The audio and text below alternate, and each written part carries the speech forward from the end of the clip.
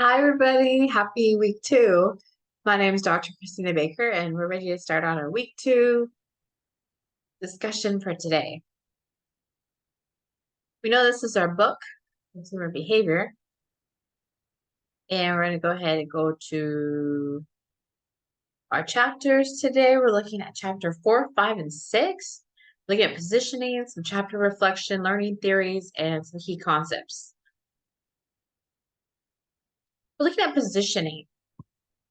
In positioning, we're referring to the development of strategy that helps to influence how particular market segments perceive a brand, a good, service, in comparison to the competition.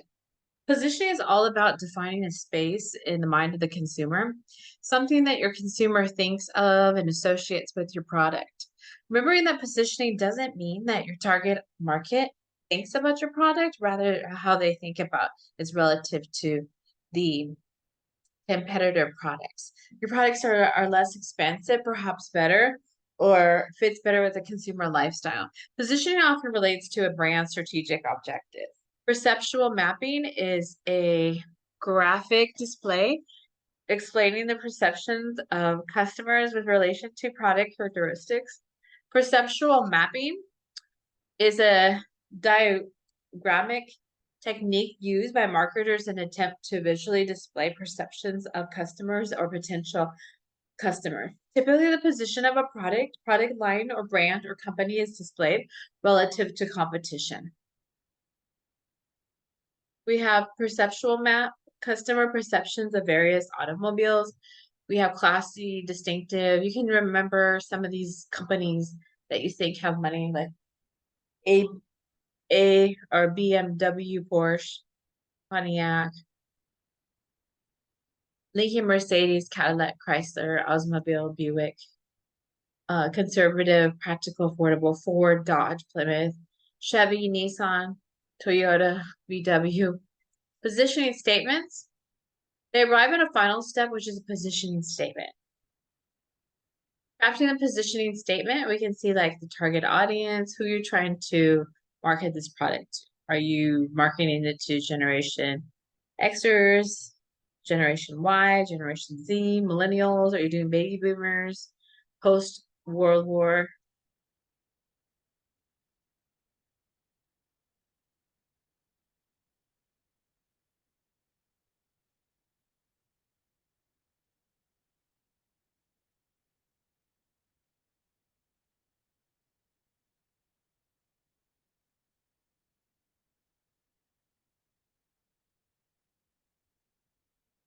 It's tailored for target market. Too often, positioning segments either leave out the target segment or the entire approach isn't really suited for the unique group.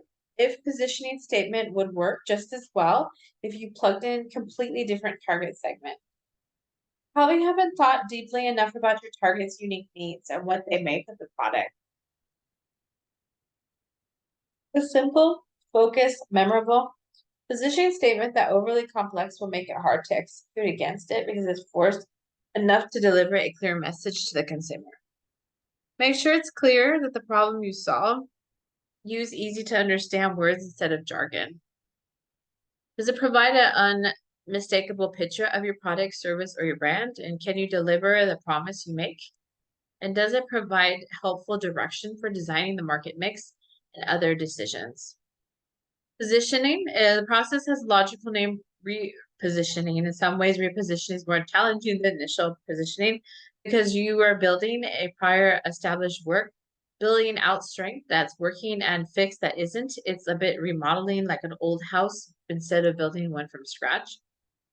So those are the differences. And it's kind of an analogy, you kind of compare the two. And then learning theories, we're looking at learning theories. There's something called brand loyalty. So when you're loyal to brand, like some people love the Pepsi brand or the Coca-Cola brand and they don't want to deviate away. When I used to work in restaurants, people would ask, like, can I have a Coke? And I'm like, well, I have Pepsi. Is that okay? They're like, no, I only like Coke. Or they say, can I have a Pepsi? And I'm like, oh, we only have Coke products. Oh, no, I don't want to do that. Right. And then somehow the other brands like RC Cola, right? And then right here, these are some key terms like associative learning, behavioral learning, classical conditioning, cognitive bias, cognitive learning theories. Those are learning theories that focus on how people learn from mental process by observing others. Encoding, family branding, licensing, long-term memory, memory decay, modeling, nostalgia, observational learning, operant, instructional or instrumental conditioning, positive negative reinforcement, product line extensions, retrieval, salience, schemas, semantic meaning, sensory memory, short-term memory, sleeper effect, social models, source monitoring, stimulus discrimination, and stimulus generalization.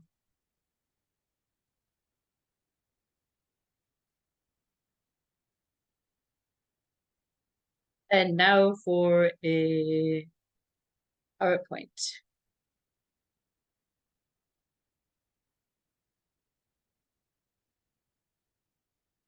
Consumer behavior. Consumer behavior is a study of how people buy, what they buy, when they buy it, and why they buy.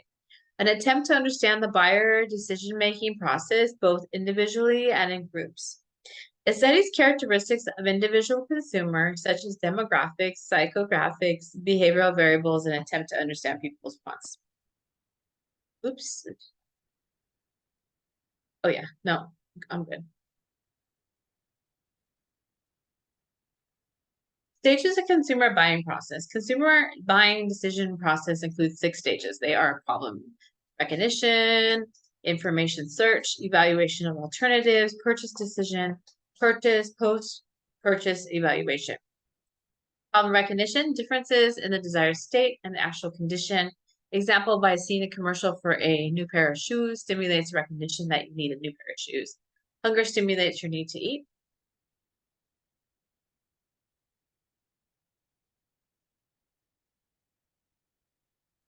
The problem recognition, information search, external search, memory, external search, friends and relatives, successful information search that leaves buyer with possible alternatives, the evoke set. Example, hungry, want to go out and eat? Evoke set is Chinese food, Indian food, or maybe Burger King. You have informational search, maybe use Yahoo or About, Ask Jeeves, AOL search, Google. Most people do Google. I think that's the most popular. Evaluation of alternatives. Need to establish criteria for evaluations. Figures the buyer wants or does not want. Rank, weight, alternatives. Example, if you want to eat something spicy, then Indian food gets the highest rank, etc. Evaluation of alternatives. A lot of people like to go to the mall. During COVID, a lot of us couldn't go to the mall, so we went to places like Amazon, which is kind of like your online mall. Lots of different products to choose from. Purchase decision, we choose buying alternative. Includes product, package, store, method of purchase, etc. You have purchase decision. Purchase may differ from decision. Time lapse between a purchase decision and actual purchase, maybe product availability.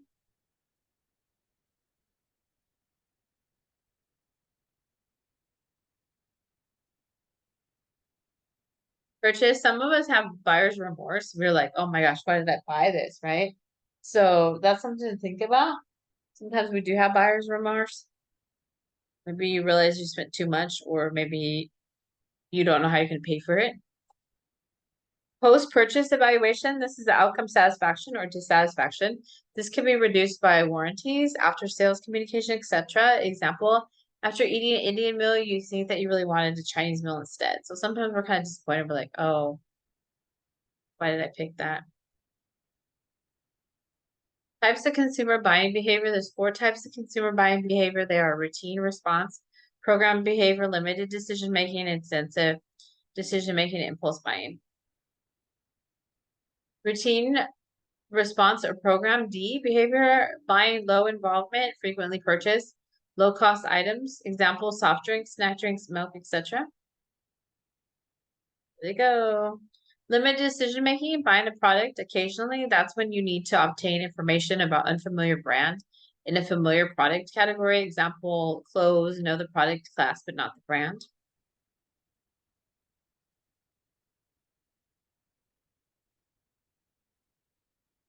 Extensive decision-making. There's complex, high involvement, unfamiliar, expensive, and infrequently bought products. They spend a lot of time seeking information, deciding. There's a high degree of risk. Examples could be cars, homes, computers, and education. And then sometimes we start to think, right? Why did I buy this? Can I use this? Personally, I hate buying stuff I don't use. I feel like it's a waste. If I'm not going to use it, give it to somebody or resell it, but don't let it just disintegrate and go to nothing. Impulse buying, we're just talking about that. There's no conscious planning. The purchase is the same product does not always elicit the same buying behavior. Products can shift from one category to the next. Example, going out to dinner for one person, maybe extensive decision making. For someone else, it doesn't quite go often at all.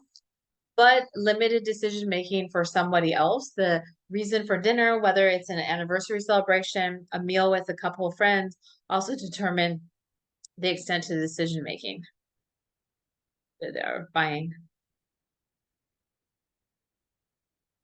And we're looking at the psychology of the consumer.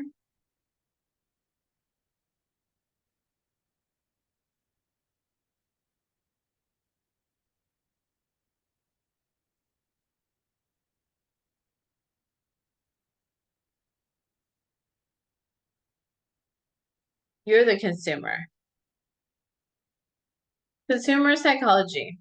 This is a study that deals with activities that are directly involved with selecting, obtaining, and using products and services and ideas to satisfy the needs and desires, including decision process that precedes and follows the actions. Davis and Palladino in 1995 said that.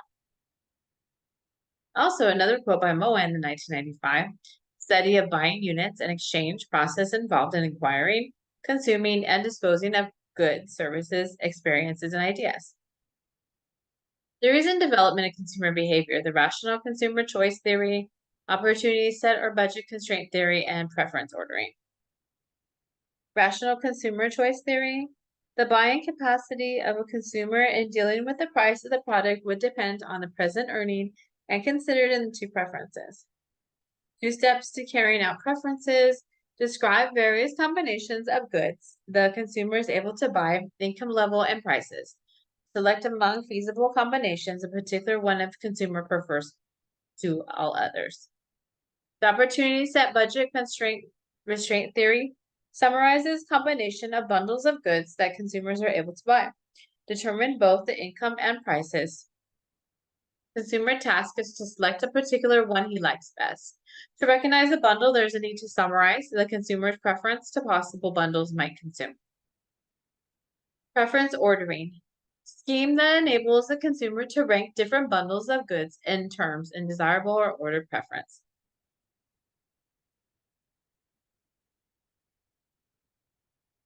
The nature of consumer behavior. Consumers differ from others. Their own purchase behaviors would vary from one product category to another. The number of effort and amount of time spent on deciding. Customers' buying and consumption behavior for the same product would often vary because of the present situation they are in. Nature of consumption. Needs and attitudes that influence consumption decisions. Consumer lifestyle, consumer choice, behavior, experiences that reduce, maintain, or enhance lifestyle. External factors that affect consumer behavior. Demographic factors, economic factors, situational factors, social influences, social class, technological influences. Demographic factors, study of human populations.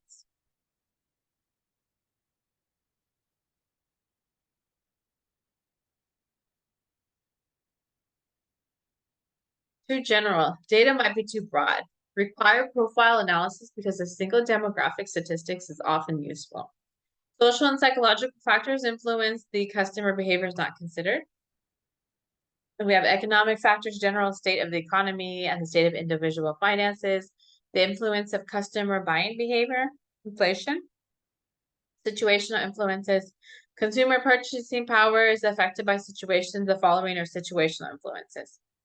Purchase task, There's a reason for the purchase being made, maybe buying items for gifts on weddings or birthdays. Maybe you're on a registry.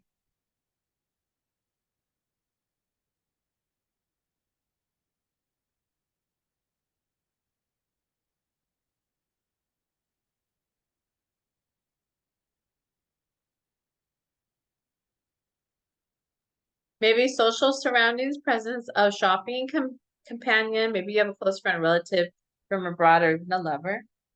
Physical surroundings, crowds in stores, music display, attractive salesperson. Temporal aspects, time of the day of the week, weekend, weekday, weekends, weather. Adjacent states such as moods, happy, sad, amount of lack or cash at hand.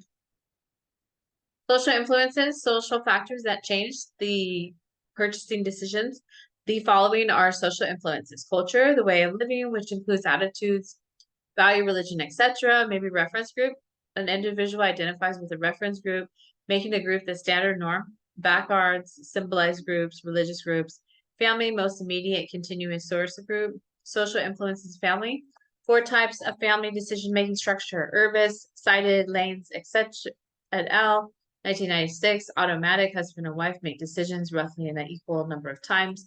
Wife dominant, wife makes majority of decisions with little or no input from husband. Husband dominant, husband makes a majority of decisions with little input from the wife. Or maybe syncretic, the husband and wife jointly make decisions. Wouldn't number 4 be nice?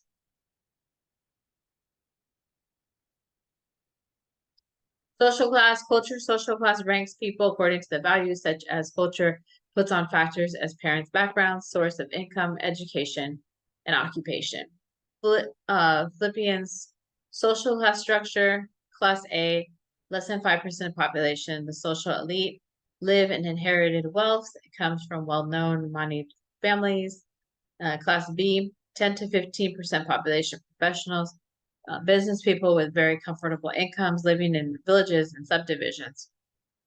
Class C, 30% population middle class, composed of white and blue collar who earns the average pay, lives in modest houses which are located in urban areas and are often rented.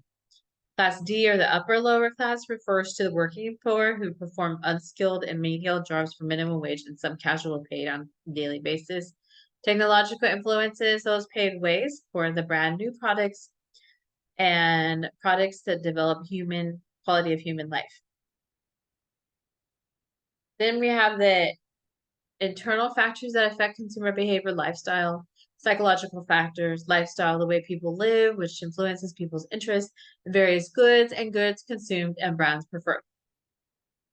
You have consumer lifestyle, marketing activities, cultures, subcultures, values, demographics, social status, reference groups, households, emotions, personality, motives, perception, and learning memory. Psychological factors. That has to do with attitudes, beliefs, and values. Our attitudes can be positive, favorable, negative, unfavorable, neutral feelings of individual toward an object.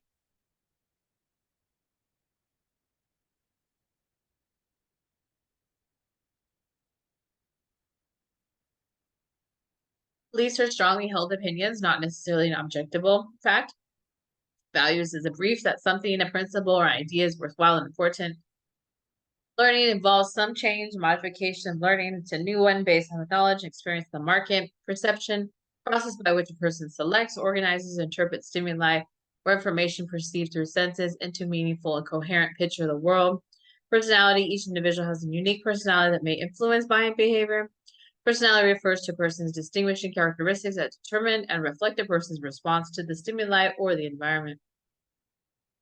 The end. All right. Let's go ahead and move on to our next task, which we're going to watch a video. Yay! Video time.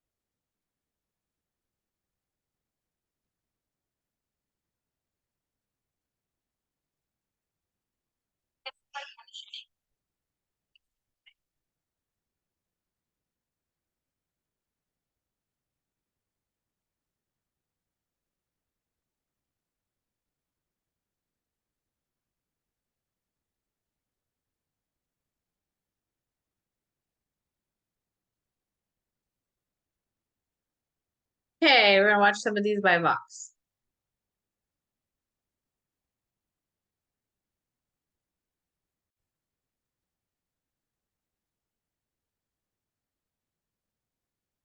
New Jack Daniels and Coca-Cola. Born for what's next. Born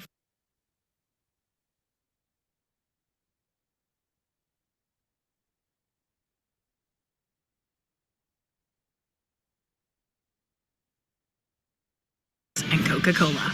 Born for this. Jack Daniels, Coca-Cola, interesting.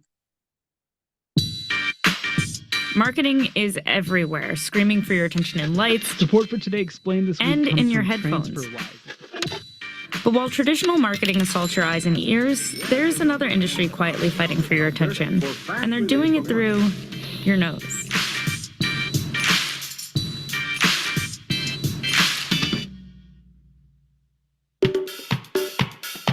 So scent marketing is the idea of using scent and incorporating to all the touch points of the customer experience. It's very subconscious. So it's not like a logo or something where you can see and everybody sees it the same way. Depending on people's experiences and their upbringings and their history, they might perceive the scent to be a little bit different.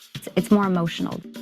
Chances are you've already experienced scent marketing, and you know it can have a profound impact on your mind. Research has found that combining scent with visual marketing strengthens our memory of it in the long term, which can affect how we feel in a very physical way. For example, an ambient coffee scent can emulate a feeling of alertness, even if you haven't had any coffee. And scents that we commonly attribute to cleanliness, like lemon or tangerine, could make a messy store seem cleaner. Various research over the years also found that shoppers in scented environments may linger longer, perceive the merchandise as better, and are more willing to pay higher prices.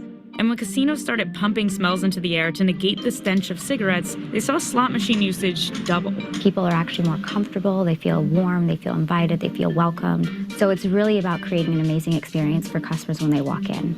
Using scent to enhance an experience is actually pretty common. For example, museums have used scentscaping to intensify their exhibits, like adding the smell of gunpowder to a Civil War exhibit. And hospitals use scentscaping to create a more soothing environment for patients.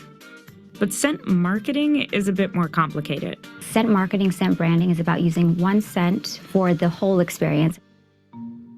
If you're a millennial, the first thing coming to mind might be Abercrombie & Fitch, or Hollister. These stores use the most extreme form of scent marketing called billboard scenting. Every store smells the same, regardless of where you are, and chances are it's really overpowering, like an oversized billboard. But when you separate that scent from the store, you can start to understand exactly what they want you to feel. It smells very masculine. Male clothing store. Sexy. Manly. Smelling this kind of weirdly makes me feel intimate. Believe it or not, to an ex-boyfriend I had. It smells like an Abercrombie model, you know? You see, the scent matches the visual branding, and there's a careful process behind that. So we have to learn a lot about the brand, the history, what sets them apart. Is it a men's spa, a women's spa? Is it in a country club? Is it in a luxury hotel? Who their target demographic is, so who the people that are coming in. And then it's really about understanding their aspirational attributes and then capturing those qualities, those adjectives, and turning them into a scent. In most cases, the scent is carefully diffused through the store, sometimes through standalone systems and sometimes directly through the HVAC systems. It's a delicate process designed to release just a hint of aroma into the air. Because in general, overpowering people with an aroma isn't a good thing. This is why with most places, you won't even realize there's a particular scent, unless, of course, it's completely out of place. In the same way that scent marketing can generate a positive experience, when the aroma doesn't match the demographic, location, or brand identity, the public reaction is often negative. In 2006, Got Milk ads dispersed at bus stops in San Francisco were equipped with cookie-scented strips. While chocolate chip cookies smell delicious, placing that scent at a bus stop completely backfired, and the company pulled the scent marketing one day after releasing it.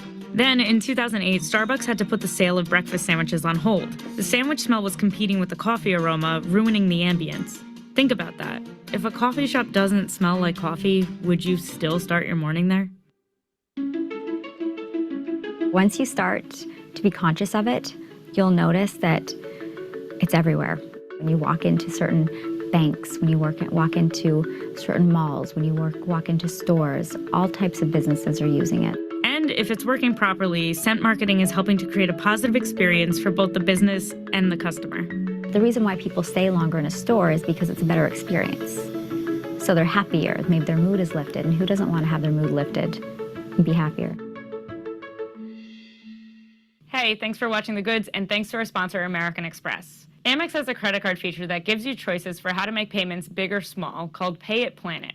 Pay It helps you reduce your balance by making small payments throughout the month, and Plan It can help you split purchases over $100 up over time. You can check it out at americanexpress.com/payitplanet. And thanks again to American Express. Their support made this series possible.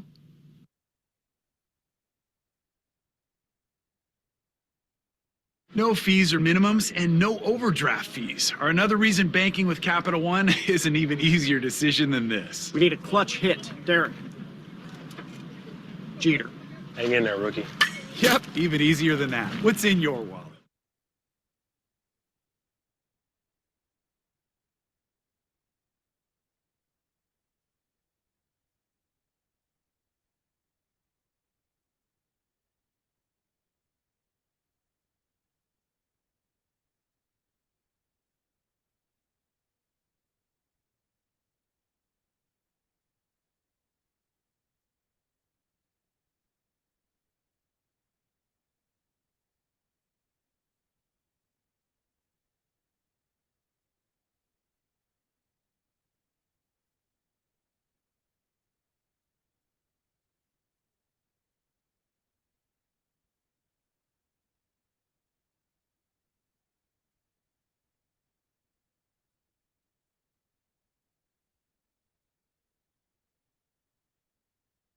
Okay, and then this actually also influences us social media.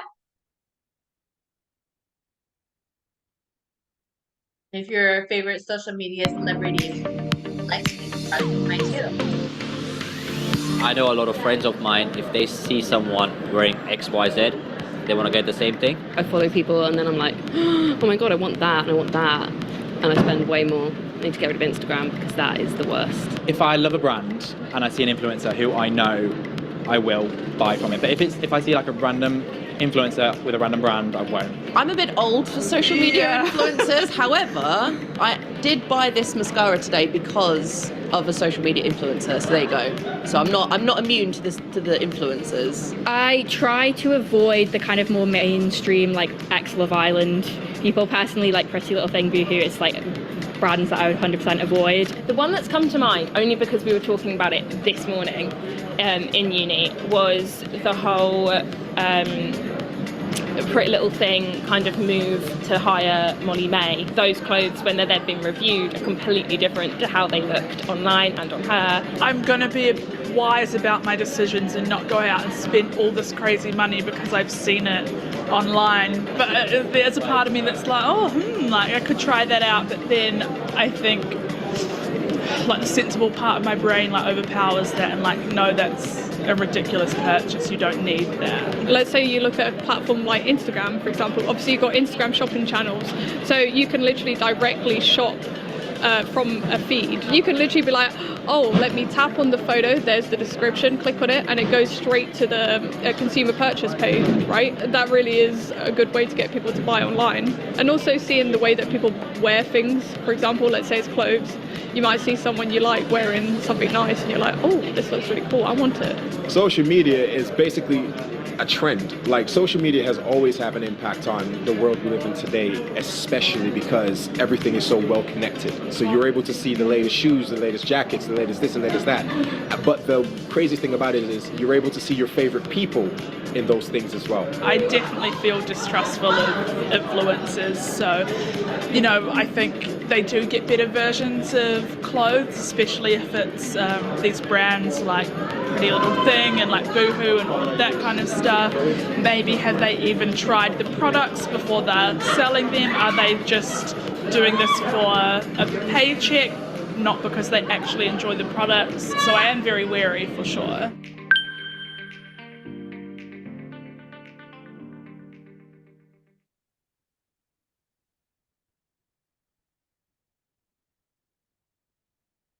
Okay, so that was influenced by social media people. And then this is about IKEA. I don't know if any of you have been to IKEA, but when you go to IKEA, they have so many different things there. You walk in, they have like the famous meatballs in the little area where you can buy food, and then you can walk around, you can see everything. The way they've designed it is you can follow the arrows and you can get a little workout in there too.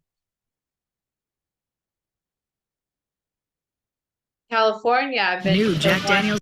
in Costa Mesa, and I've also been to the one in Torrance, and also I think there's one like in Los Angeles area. I've been to 3. And Coca-Cola, born for a bolder taste. Jack Daniels and Coca-Cola, born for this.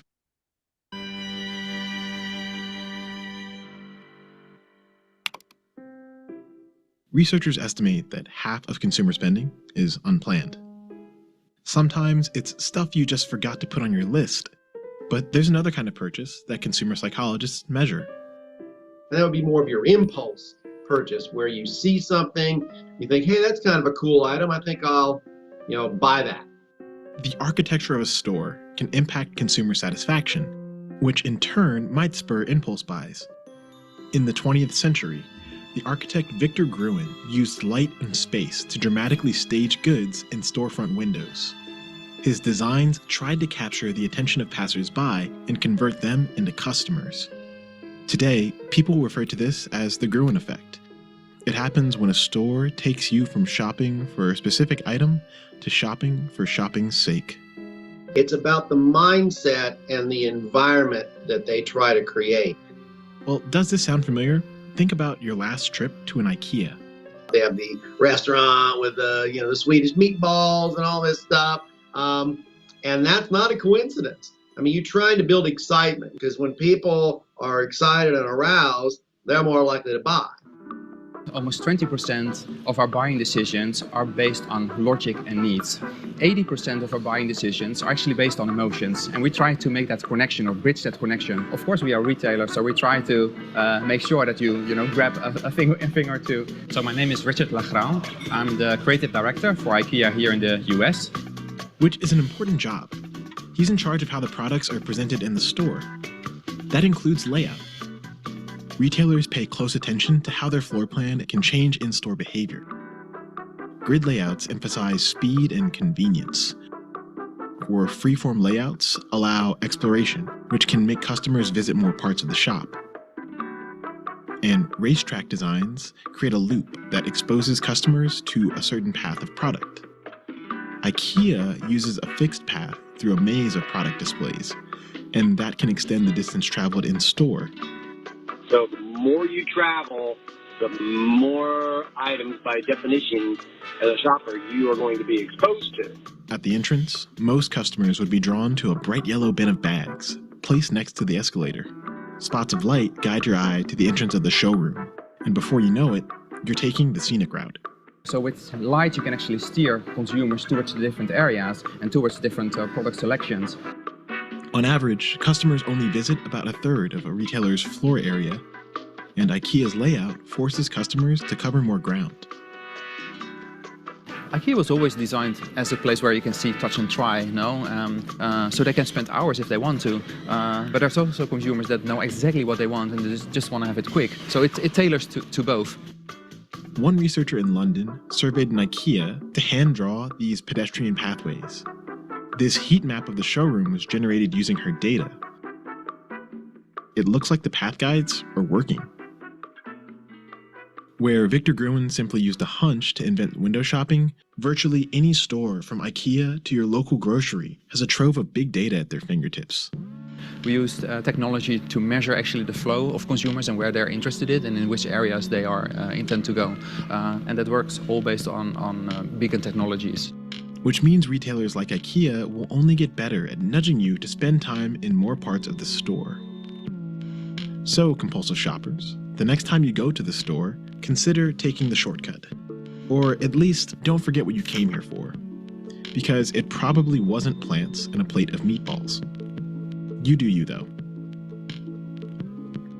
Hi there, thanks for watching The Goods, and a big thanks to our sponsor, American Express. Amex has a credit card feature that gives you choices for how to make payments big or small, called Pay It, Plan It. Pay It helps you reduce your balance by making small payments throughout the month. And Plan It can help you split purchases over $100 up over time. You can check it out at americanexpress.com/payitplanet. And thanks again to American Express.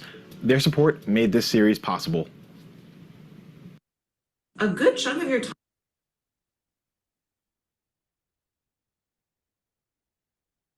So that's about goods.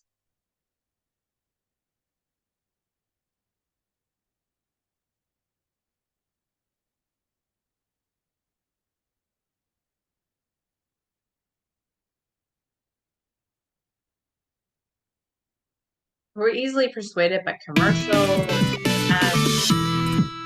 Every day, you are bombarded with ads, salespeople, or friends trying to persuade you to do something, like watch a new show on Netflix or try out a new diet. Those messages don't always convince you, but sometimes they do, and you might not even realize it's happening. Dozens of factors can cause you to agree or disagree with the message, and a lot of them have to do with how you respond to persuasion in the first place. But if you can recognize when you're being persuaded, it's a lot easier to stop and make sure your opinions are actually your own. A lot of researchers who study persuasion think about it in terms of what's called the elaboration likelihood model, or ELM, which divides your response to persuasion into two main categories. There's the central route, where you thoughtfully consider a message, or the peripheral route, where you make a decision using quick judgments or gut feelings. Most of the time, you end up using the peripheral route, like when you're watching a commercial and decide the actor playing a doctor knows what she's talking about because she's wearing a white coat. Obviously, it's good to think critically about some things, but we don't have time to do that for everything, so both routes are important and useful. It helps to recognize which route you're taking, though, so you can decide whether it's worth stopping to think critically about whatever someone's trying to convince you of. A few things can affect which route you take. Some are personality traits, like what's known as the need for cognition, which describes how much people like to think about things. People with a higher need for cognition tend to pay close attention to arguments, while people with a low need prefer to make decisions based on quick cues, like how credible someone seems. One experiment from 1986 showed that people with a high need are more likely to take the central route, while those with a low need tend to take the peripheral route. In the study, researchers presented a few hundred university students with strong and weak arguments for raising the school's tuition. They found that strong arguments were more persuasive than weak ones, but especially when students had a high need for cognition. You'll also be more likely to use the central route if a topic is important to you. If you're obsessed with good TV and someone says they found the best show ever, you might spend hours looking at its cinematography and writing before you decide to agree with them. But if you just want something to binge watch, you might not care about all that. If a TV-loving friend says Game of Thrones is the best thing they've ever seen, then that might be enough to convince you, especially if you hear it over and over and over again every Sunday night. I gave up. I finally watched Game of Thrones. Are you happy? The situation is also important. Even if you love the topic, you're more likely to use the peripheral route if you're distracted or don't have much time to think. Other factors are less straightforward, which is where persuasion gets complicated. For example, feeling an emotion can persuade you in a bunch of different ways depending on the situation. An emotion could be critical evidence, like if you're trying to figure out if a comedy movie is good. If you felt happy while watching it, that's a pretty good reason to decide that you liked it. Other times, your emotions can influence your opinions without you actively thinking about it. If you feel good watching a commercial, for example, you'll probably feel good about the product too. Emotions can also affect how you think and how much you think about something. If you're in a positive mood, you might not think as deeply about what you're hearing. So the same emotion can persuade you in different ways depending on the context, but they can also make you more vulnerable to being convinced of something without thinking critically about it. The credibility and source of the message also play a big part. A 2016 study found that people who read a product review were more likely to think negatively about the product if they knew the review was sponsored. And that's probably because if we know someone was paid to say good things, it's harder for us to trust that the message is true, so we'll think more critically about it. We're also more likely to think harder about arguments if the message comes from someone in the minority opinion. In an experiment in Spain, students read a message that supported making green the official school color. When the message said the majority of students supported the idea, it did didn't much matter whether the arguments for it were good or bad. The reader already thought it was probably a good idea, but if it was the minority opinion, they only tended to think it was a good idea if it had good arguments. Meaning that if you see lots of people sharing something on Facebook, for example, you might not think as critically about whether the content itself is actually making a good point. But if only one friend shares that opinion, the argument starts to matter more. So there are a lot of different things that can affect whether a commercial or a person will persuade you. None of them are guaranteed to work though, especially if you realize what's happening. Your mind is your own, and when you recognize that you're in a situation where you're more likely to be convinced of something, you can decide whether it's worth taking a little bit of time to think about it. Thanks for watching this episode of SciShow Psych. If you would like to see more videos like this about the complicated things that make our brains and minds work, you can go to youtube.com/SciShowPsych and subscribe.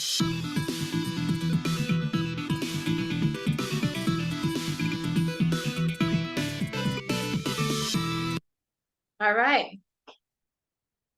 So that's all I have on the agenda for today. We went over chapter 4, 5, and 6. We watched some videos, and we also looked at some PowerPoints. So that's it for today. We talked a lot about consumer psychology and how we're easily influenced by ads, commercials, and even our favorite social media person. And sometimes these are sponsored too.